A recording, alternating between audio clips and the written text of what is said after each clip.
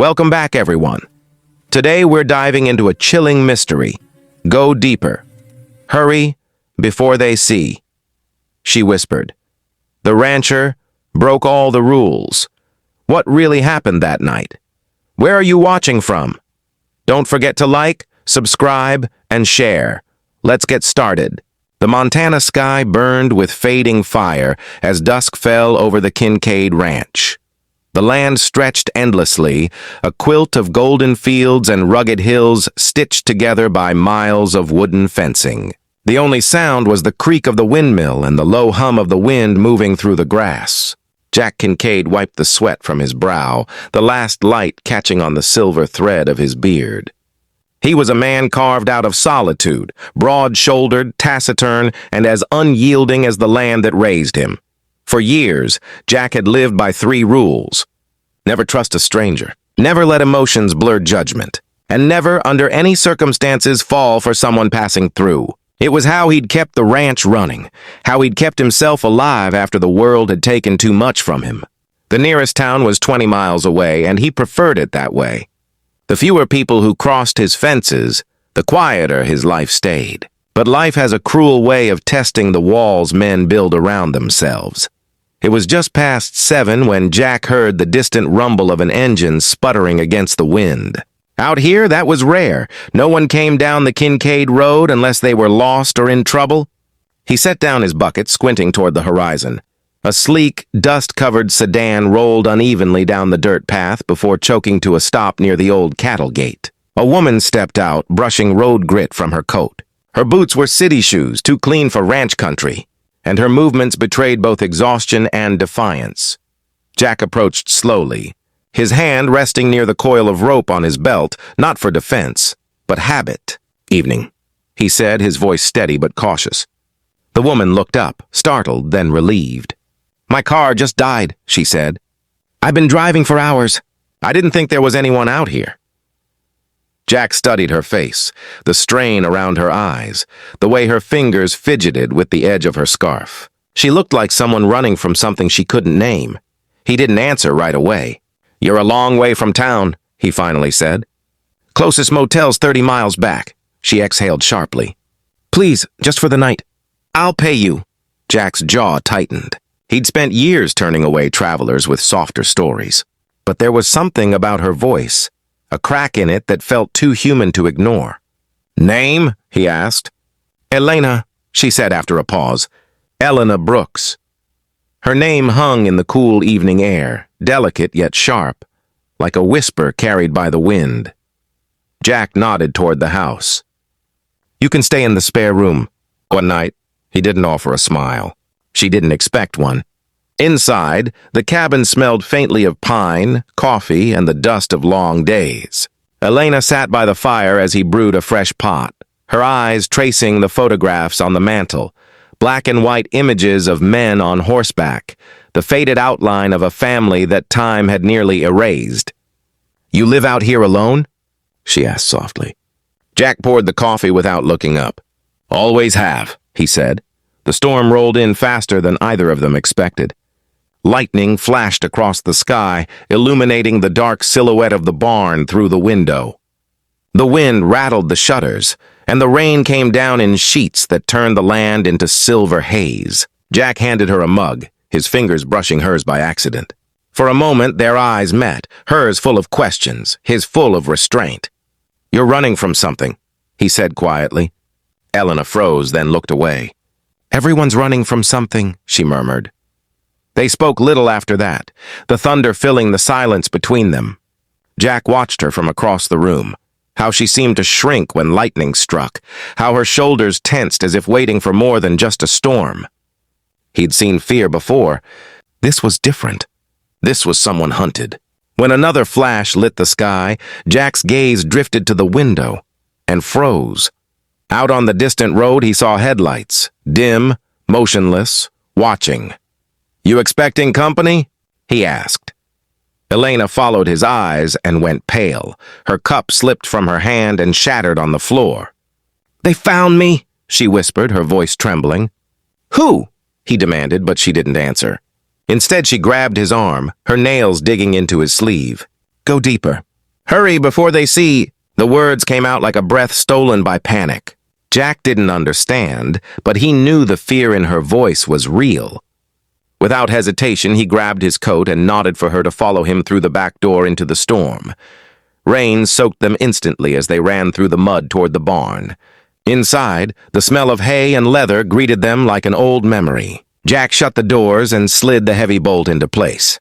"Talk," he said. Elena caught her breath, eyes darting toward the gaps in the wood where faint light flickered from the road. "I can't, not yet," she said. "Please, just trust me for now." Jack's instincts screamed at him to throw her out, to walk away before this became more than he could handle. But he didn't. He broke rule number 1 without even realizing it. The wind howled through the rafters as the two stood there, breathing hard. Jack watched her pace, her hair plastered to her cheeks, her clothes clinging to her from the rain.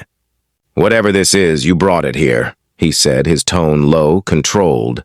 "If you're lying to me, I need to know now." She turned to him, her eyes wide with something between guilt and sorrow. "I wish I were lying," she whispered, "but I didn't know where else to go." The honesty in her voice hit him harder than the storm outside. Hours passed before the storm began to fade. Jack gave her his old denim jacket, and she sat on a bale of hay, shivering, watching the rain drip from the roof. He leaned against a post, arms crossed, his mind spinning through every rule he'd ever lived by. Trust no one. Stay detached. Never get involved. And yet as lightning flashed one last time and her eyes met his in the pale glow of the lantern, Jack Kincaid knew something inside him had already shifted. The walls he'd built so carefully were cracking, and he couldn't stop it. When dawn crept over the horizon, the headlights were gone, but the unease remained. The storm had washed the road clean, leaving only tire tracks half buried in mud, a reminder that someone had indeed been watching. Jack stood by the barn door, his silhouette outlined in the gray light, while Elena lingered behind him, silent. "You should leave when it's safe," he said quietly. She looked at him for a long time before replying, "I don't think safe exists anymore." Her words hung heavy in the morning chill, and though Jack didn't say it, he believed her. That morning, as the sun finally rose over the soaked fields, Jack realized he had already broken 2 of his 3 rules. He had trusted a stranger. He had let emotion blur his judgment. And deep down, beneath the roar of the wind and the whisper of the rain, he knew that the 3rd rule, the one about never falling for someone passing through, was already in danger. What began as a stormy night on a lonely Montana ranch was about to change everything Jack Kincaid thought he knew about silence, survival, and the cost of breaking his own rules. The dawn came slow and uncertain, spilling pale light over the soaked earth. The storm had left everything glistening. Fences glimmered like wire spun from glass, puddles mirrored the bruised sky, and steam rose from the horses' backs as they shifted in the corral. Jack Kincaid stood at the barn door, coffee steaming in his hands, staring down the dirt road that led into nowhere. The tracks were still there, deep, fresh, undeniable. Someone had been close, someone who didn't belong. Behind him, Elena stirred in the shadows, wrapped in his jacket, eyes heavy with unspoken fear. He didn't turn when she spoke. "You were right," she said softly. "They were watching." Her voice cracked, barely above a whisper. "They won't stop." Jack didn't answer. He took another sip of coffee, staring into the horizon as though answers might rise with the sun. "You want to tell me who they are now?" he asked finally. She hesitated, chewing her lip as if choosing between confession and silence. "It's complicated," she said. "It always is," Jack replied, setting down his mug. "Start simple." The air between them thickened like smoke. Elena walked closer, her face pale in the morning light. "I used to work for a private biotech company in Washington," she said. They were developing a new type of neural serum, something meant to enhance memory retention. But the tests, they weren't ethical. She took a shaky breath. People were getting hurt, dying. I found the data and I couldn't stay quiet. So I took the files and left. Jack's eyes narrowed. And now they're hunting you to get them back. She nodded. They'll destroy anyone in their way. You shouldn't have helped me. Jack let out a slow, bitter laugh. Too late for that. He looked out toward the road again. How many are we talking? 3 men, maybe 4, she said. They're trained, not the kind of people who knock politely. Her voice trembled despite her attempt to sound steady. Jack ran a hand over his jaw, thinking fast. There's an old mine up in the ridge, he said. Abandoned since my grandfather's time. No one goes near it. You'll stay there till I figure out how to get them off your trail. Elena shook her head. I won't hide while you take the risk. He met her eyes, sharp and certain. You don't have a choice. For a moment, she saw something in him. A man shaped by loss but still capable of protecting someone who didn't deserve his trouble. She opened her mouth to argue, but the sound of tires crunching over gravel silenced her. Jack froze. Elena's face went white. They both turned toward the sound, 2 black SUVs crawling down the dirt road, slow and deliberate. They found us, she whispered. Jack moved fast, grabbing his rifle from the wall. Go through the back, he ordered. Now. They sprinted through the mud, past the paddock, and into the cover of the trees behind the property. The morning light fractured through the branches, throwing shifting shadows across their faces. Behind them, engines idled and doors slammed. Voices, male, clipped, confident, cut through the air. Jack motioned for silence, guiding her through the undergrowth toward the ridge. The path was narrow, half hidden by brush. The wind carried the faint smell of smoke and gun oil. Elena's heart pounded so hard she could hear it in her ears. Jack kept his hand close to his rifle, every muscle tense. When they finally reached the mouth of the old mine, the world felt still again. The entrance yawned like a wound in the mountain, dark and endless. Jack handed her a flashlight. Stay inside. Don't make a sound. I'll lead them away. Elena grabbed his arm. You can't fight them alone, she said. You don't know what they're capable of. Jack looked down at her, his expression unreadable. You don't know what I am, he said quietly. Then, before she could speak again, he turned and disappeared into the trees. Elena crouched in the darkness, trying to steady her breath. The mine smelled of earth and rust. Every sound, the drip of water, the shuffle of loose stones felt deafening. Minutes passed like hours.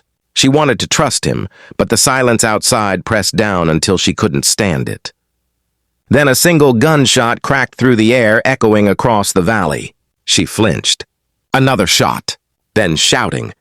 Then nothing. Her pulse raced. She ran out from the mine, heart in her throat, scanning the trees. Jack! She shouted, but only the wind answered. Through the mist, she saw him, limping down the slope, rifle slung over his shoulder, blood streaking his arm. Relief flooded her eyes. You're hurt! She cried, rushing toward him. He shook his head. Just a graze. Behind him, smoke rose faintly from where one of the SUVs had been parked. They'll regroup, he said. We've got maybe an hour. She pressed her hands to his arm, trying to stop the bleeding. Why are you doing this for me? She whispered. You don't even know me. Jack looked at her, the corner of his mouth twitching. Guess I'm tired of living by rules. They didn't speak again until sunset. Hidden deep in the ridge, Jack built a small fire beneath a rock overhang, its glow barely visible. Elena sat across from him, watching his hands as he cleaned the rifle, his movements calm, methodical. What happens when they find us again? She asked. Jack didn't look up. They won't. By the time they circle back, we'll be gone. And then what? She pressed. You think you can outrun people who've been chasing me for months? He met her gaze, steady and unwavering. I don't run, he said. Not anymore. For the first time, Elena smiled faintly. The man who once lived by silence now sounded like someone with a cause. She reached into her coat and pulled out a small black drive. This is what they want, she said. It's all the evidence I have. She held it out to him. If anything happens to me, promise me you'll get it to the authorities. Jack stared at it for a long moment, then took it, his rough fingers brushing hers. Nothing's happening to you, he said firmly. Not while I'm breathing. The night grew colder. Somewhere in the valley, wolves howled, their cries carrying across the endless dark. Elena leaned back against the rock, exhaustion finally overtaking her. "Thank you," she murmured, her voice fading. Jack sat beside her, watching the flames dance against the cave wall. He didn't answer. When she fell asleep, he looked down at the small drive in his hand, then at the stars beyond the trees. For the first time in years, he didn't feel alone.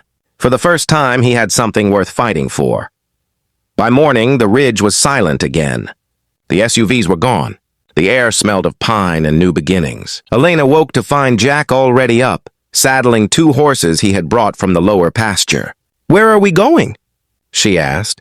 "South," he said.